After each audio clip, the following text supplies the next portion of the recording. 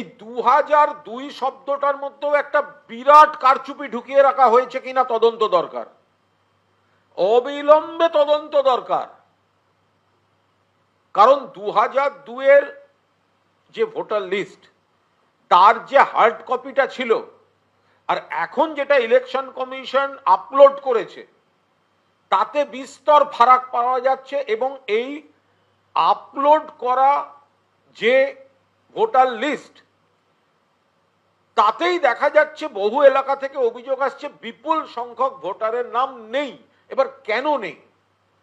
এই ভোটাররা কোথায় গেলেন? এতজন তো একসঙ্গে সিরিয়াল নাম্বার ধরে মারা যেতে পারেন না, তাহলে কোথায় গেলেন? আর এসআইআর এর আগে কি করে ভোটার লিস্ট থেকে উড়ে যাচ্ছে? ফলে প্রত্যেকটি বুথে অবিলম্বে নজর রাখুন। যাদের কাছে পুরনো লিস্ট রয়েছে, যাদের কাছে হার্ড কপি রয়েছে, মেলান। এটা কিন্তু একটা বিরাট কেলেঙ্কারি, চুপি চুপি কারচুপি, সাইলেন্ট রিগিং হয়ে চলেছে, ইনভিজিবল।